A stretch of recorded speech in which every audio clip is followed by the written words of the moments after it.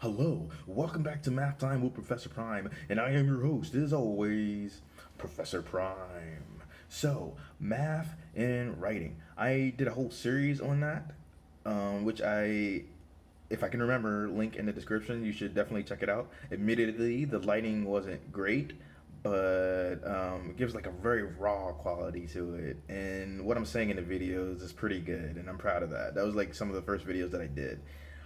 But in this video, I want to kind of take what I did there, but like kind of sum it up more. So this will be kind of like my summary of that. Um, and yeah, so I'll explain some points, summarize them as it were, and add some more points, but in a concise way. So let's do it. Math and writing, how do they connect? First and foremost, they're connected by logic, and I want to kind of take you on a quick journey.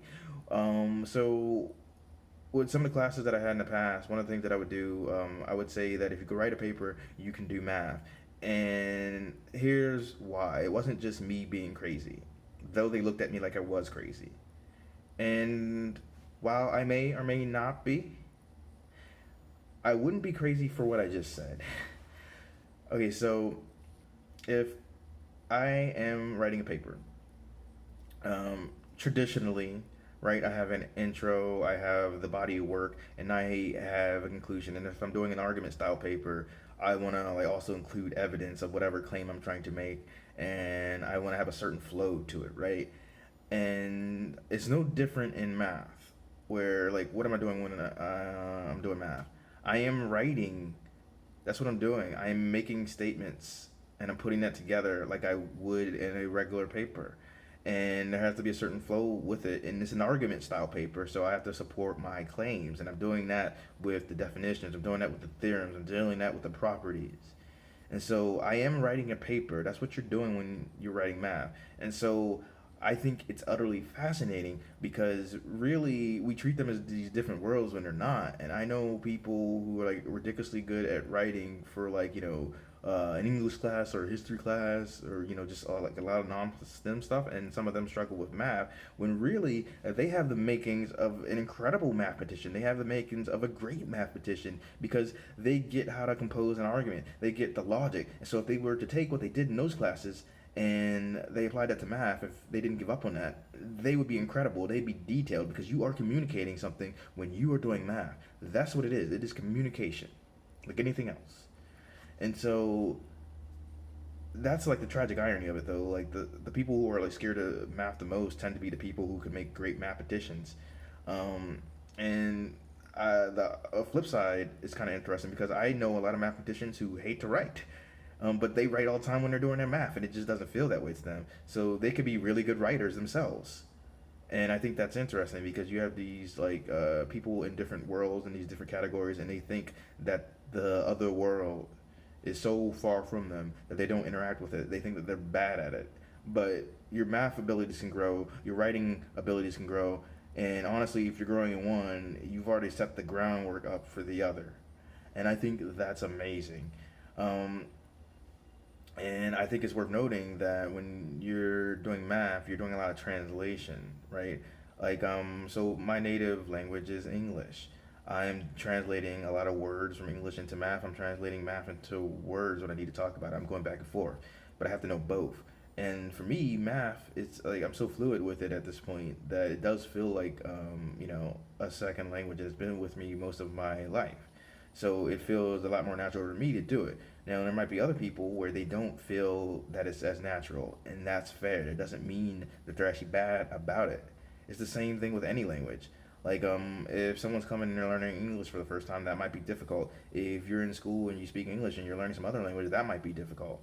And I think it's very fascinating because, like, when I learned Spanish, right, like, paid attention to the way the language is structured.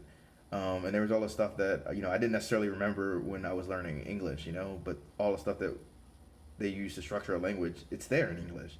We just don't think about it as much because we speak it.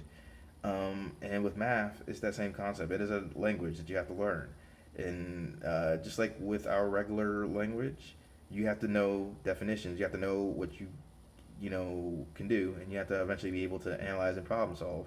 But when you're solving that problem on that page, You're writing an essay. That's what you're doing. So my major way that, sorry, the major way that math and writing connect to me is that you do write in math. That's what you're doing. They're both about communication. They both use logic. It's just I'm using a different language and I'm translating. And that kind of sums up a lot of what I was talking about while adding a few more points. But still, if you want to check out the series, you should because I go into it more elaborately. But yeah, and so I didn't want this to be a long video, so I'll say this. If you are a writer and you struggle with math, you can do more than you think. You might just have to start with like getting the basics, and you're good with words, you're good with definitions, you're good with mapping things out. It's the same thing. So if you can get past that, I assure you, you could be a brilliant mathematician. Or if you're not interested in pursuing that, you can survive whatever courses you need. And for the mathematicians out there, if you hate writing, I want you to think about this. You write every time that you do math. You're problem solving. You're explaining something to someone, and so that's what you're doing when you're writing a paper. It just feels a little different, and I do think it's worth it to, get better with that stuff because as you go on in your careers, you're gonna have to explain, your math to different audiences, or you might get in a position where maybe you need to get a grant, or you need to write some sort of proposal. So you have to be more comfortable with that idea, and you can do more than you think with it because you already write. You just need to apply that on a larger level. So yeah, I hope this was helpful for someone out there. And that's my whole thing. Like math and writing, when I make the comparisons, it's not just an analogy for analogy's sake. They are both languages. They're both about communication, and there's a whole lot of things to say about that, and that amazes me. So yeah, math and writing. That was my summary. I'll see you in the next video. Professor Prime out.